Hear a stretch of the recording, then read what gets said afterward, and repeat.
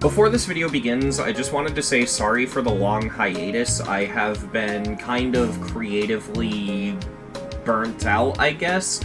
Mainly just, I've been sitting here trying to think of things I want to make videos on, and I've just been kind of, like, out of ideas, but I promise you I'm not quitting, and I don't intend to slow down. Things have only been slowing down because I just haven't really had anything to make videos on. Part of that is coming from the big rebeat thing, where I'm rebeating every demon I've ever completed to get on leaderboard ban. That's taken up so much of my focus that there's probably not even going to be a monthly demon completions this month, because I haven't beaten any demons this month that I haven't already completed, so, you know. That being said, that's my little ramble for the beginning of this video. I just wanted to mention that to anyone who's been wondering where I am, and yeah, I promise I'm not going away. That being said, Quarion. This video is a review of Quarion.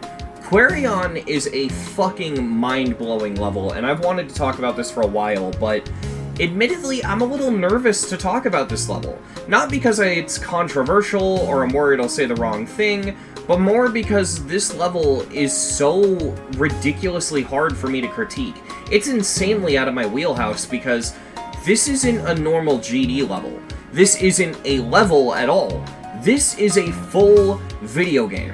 So this video is more akin to if I decided to critique Celeste or Amori or fucking, you know, Cuphead or just some random video game like that. I am effectively criticizing a full game and not a Geometry level. Quarion is a full-fledged Metroidvania, more NES style too. It's honestly kind of very adjacent to stuff like Mega Man and Super Metroid, and in particular, it feels a lot like if you combined Mega Man with Mario 3.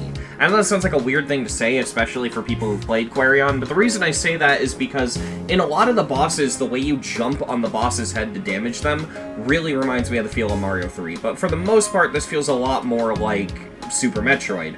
It does have a dash mechanic that feels very Celeste, but this is mostly a Metroid-feeling level. And it's very rewarding to play. This level rewards you for exploration, and it's very fun to take your time and just try to find shit. Right off the bat, looking at this level, you're probably noticing that this just straight up doesn't look like a GD level. At the beginning of my stream, I had like the Mega Hack overlays on screen, which kinda gave it away, but the moment I hid those, like, yeah, look at this. If I didn't tell you this was GD and you didn't know this level, you probably wouldn't have guessed this is GD. You probably just would have thought indie game. It's legitimately impressive what Zedjoint has managed to do with this level, and I genuinely don't know how you would even go about making something like this. I mean, it even has an opening cutscene explaining why you're here, where you're in like a spaceship and you crash land into this area. One of the biggest downsides to the level, however, is of course its length. This wouldn't be a downside if RobTop would add platformer saving, but at the moment it is kind of a downside. This level took me personally about 3 hours to beat. However, considering I didn't know where the fuck I was supposed to go for a lot of it, so I was just kind of running around aimlessly, and also considering the boss took me about an hour of the 3 hours, you could probably cut this to about an hour and a half, and you'd still be able to beat it in that time. But at the very least, this takes, at minimum, an hour to beat, I'd say. Somewhere around that. And the problem with that is you basically have to do it in one sitting. Thank God I streamed this, because I could only imagine how awful this would be if I had to edit the completion, because, dear God. The progression of this level is really, really good, and that's probably my favorite part of this level, is the way it progresses. A lot of game design in a lot of modern indie games kind of falls into this trap of artificially locking the player into certain areas. Like, here's a big-ass wall, go to the area we want you to in order to open the door. This level doesn't really do that. Every single area of the game is open and available to the player, but some of them just simply require abilities you don't start with. All you have to do to beat this level is you have to beat the bosses. Because if you get to each of the bosses, beating them gives you different abilities, like you get this Celeste-style dash, you gain the ability to double jump, stuff like that. These abilities end up being pretty essential in beating the level, because there are areas that you just straight up cannot get to without these abilities. To get to the final boss, you definitely need most of them, and yeah, I think that's a much better way to do game progression than the way a lot of popular platformers actually do it, because it's very natural. It's just, you can't get to this area because you need an ability, which feels very fair. I think that that makes a lot of sense, and I like it a lot more than just, here's a solid wall, go on a fetch quest. If there was anything negative I had to say about this game's structure and progression, it's very confusing. I probably would have taken significantly longer on this if I didn't have my chat helping me. Yeah, this is definitely, as the angry video game nerd would put it, a where the fuck do I go kind of game, and a lot of my chat was backseating, which admittedly I wish they weren't. I would have liked to actually be confused and not know where I was going, but on the other hand, it did end up being helpful because there are some things in this level that if my chat didn't tell me about them, I probably wouldn't have found them. Okay, so I'm in the bat room. How do I go up?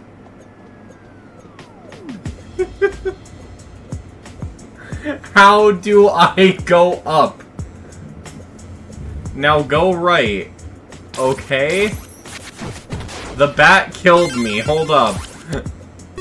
Shit, how do I get back to the bat room?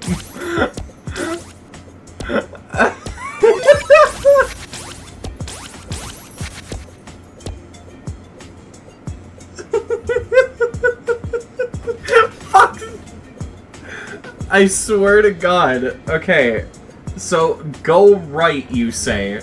Make the jump and then climb up. That's what I've done every other time. That's what I've done every other time you've told me to go to the bat room, is I go right. Okay, I'll stop here. Now where do I go? And to the left from the next checkpoint, okay?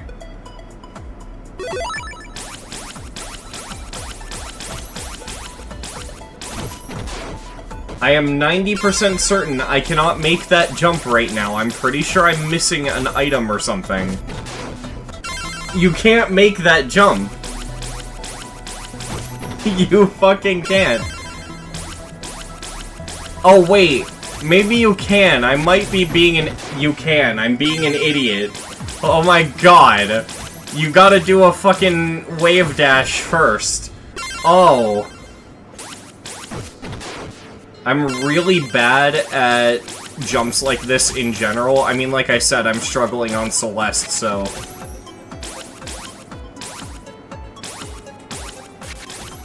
Ah, there we go.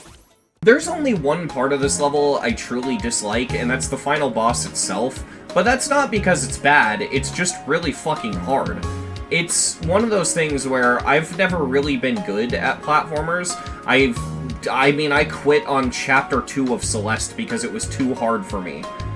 Chapter 2, which is towards the beginning of the game, and I can't do it. I'm really bad at platformers, I always have been. I'm really good at platformer shooters, but even then, not that good. I struggle with Cuphead. Games like this are just so out of my wheelhouse that when I got to the final boss, I just wasn't really prepared for how difficult it can be. And what makes it difficult more than anything is just the way the attacks target you.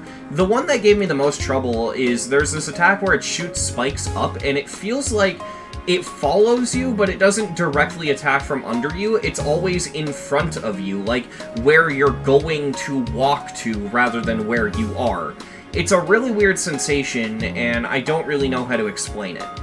I did end up finding some cheese in this boss. I don't know why, but I ended up just treating the boss like a memory section, because if you do the exact same movements, and I don't mean pixel perfect, I just mean if you do relatively the same movements every single attempt, the boss will also do the same movements every attempt. So it eventually becomes a thing where it's just kind of a pattern that you get down, and it ends up being this weird learning curve, and you just learn the pattern and you beat him. But that's not always obvious, and there are scenarios where it can break the pattern, like if you miss an attack or something. But all in all, this boss, while being really well made, just ended up being very frustrating, and I don't think I would have been able to do it without cheesing it the way I did.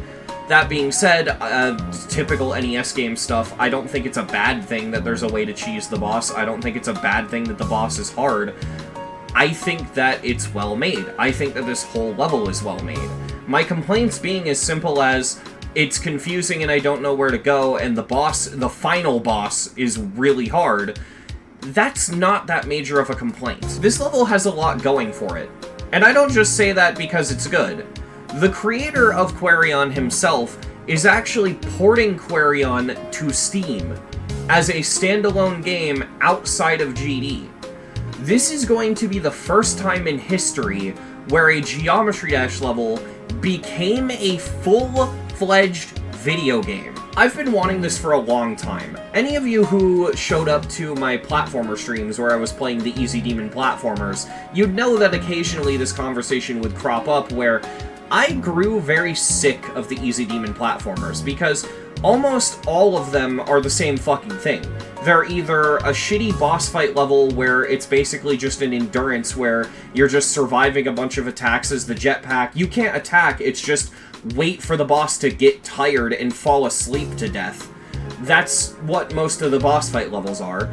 There's a bunch of those, there's a bunch of mini-games and video game remakes. So many video game remakes. And worst of all, the speedrun levels. These levels where it's like 5 to 6 star platformer difficulty gameplay, but it becomes Demon because the level decides to give you a 60-second timer. It's always 60 seconds, by the way, I don't know why, but it gives you a 60-second timer and forces you to fucking speedrun route the level and speedrun it. Like, if you do not get a speedrun on the level, you won't beat it. Imagine for a second you are playing Super Mario Bros. Imagine if Super Mario Bros. Only had stage 1-1 and didn't have any other stages, and now imagine if the timer for the level was so strict that you needed to do all of the speedrunner frame-perfect strats just to beat it. A lot of these speedrun levels are just straight up like that. And that's most of the Easy Demon platformers. I just summarized about 120 levels. Obviously not all of them are like that, there are some that stand out, but a lot of the times even the good ones are still at the very least inspired by or even direct remakes of other games. A lot of the platformer levels are just Celeste remakes, and the level I consider to be the best platformer that I've ever completed, up until Quarion at least, was Bomb Defusal. And Bomb Defusal is just a remake of Keep Talking and Nobody Explodes. I've known the potential for platformer mode for a really long time. You can do so many amazing things with it, and I think that Quarion shouldn't be this super amazing, mythic, like, rare exception in the community. This is what platformer mode should be. There should be more levels like Quarion, these massive, grand-scale, full-fledged video games within Geometry Dash. It felt like that's what the community had been trying to build up to for so long with all the minigame levels. But now that we actually have the capability of doing it, it feels like nobody's doing it. A while ago, a level dropped on the servers called NSMB World 9. You would not believe how many takes it took me to say that correctly, by the way. But yeah, this level dropped on the servers, and this is basically a one-to-one remake of New Super Mario Bros. Wii within Geometry Dash. And I mean, just fucking look at it. This is New Super Mario Bros. Wii ported to GD. It's not a remake, it's not inspired by, this is a port. This is fucking insane. Yes, it's only 3 levels. Yes, it's only World 9, but look at it! Now, obviously, there's some tiny little quirks that do make it worse than the real game, like, if you look at Mario's run cycle, it looks a bit odd, and if you stomp on a Koopa shell, the shell just vanishes, you can't kick it, and all that kind of stuff. But that doesn't matter, because just look at this. This is the most mind-blown I've been by a GD level in a long time. Sadly, it was deleted off the servers, and I have no idea why. If I had to assume, it's probably some kind of copyright thing, because again, just fucking look at it. But the fact that this is possible in Geometry Dash is insane to me. Now, I'm not expecting this level of quality from every single Geometry Dash level. Not at all. This is a insanely impressive thing, and it's really hard to make stuff like this. What I do think is that levels like Quarion are very, very doable to make, and more creators should strive to make these full-on video game experiences. Imagine the careers that could be kickstarted by making this kind of shit. Quarion is obviously mainly good because it is a full-fledged game made in Geometry Dash. This game is insanely well made, and the fact it's being ported to Steam says a lot about its quality. The fact that that's even a thing you can do is nuts to me. But for me, the biggest reason I love Quarion so much is because this is exactly what platformer creators should strive to do. Making a full-fledged, unique experience that you can't get anywhere else. Geometry Dash Platformer Mode could basically just become a vessel for people to make indie games. People have always joked about Geometry Dash becoming a game engine, but that's literally what's happened at this point. The next time you open up the editor and you want to make a platformer mode, before you make your generic as fuck pixel art style speedrun, auto-scroller, boss fight, whatever the fuck level you're making, consider what you can make. The sky's the limit with the editor, and Quarion as a level shows that. You can do so much, and Quarion, in my opinion, does exactly that. This is a level that isn't afraid to just be its own thing, be unique, and be fucking good while doing it. That being said, and this probably goes without saying, I'm gonna give Quarion a 10 out of 10. This level is insanely well made. This game is insanely well made. And that was my review of Quarion. Thank you all for watching, I really appreciate it, and please feel free to subscribe if you enjoyed the video and want to watch more videos from me. I normally don't do interaction reminders like this, but I am doing it now, and I'm gonna probably do it for a little bit, mainly just because I want to hit 15,000 subscribers by the end of the year, and it'd mean a lot to me if we could pull that off, so yeah. That being said, I hope you enjoyed the review, and leave a comment down below. Do you agree? Do you disagree? Have you played the level? Did you enjoy it? That kind of stuff, and I'll be happy to read your comments. And yeah, thank you for watching.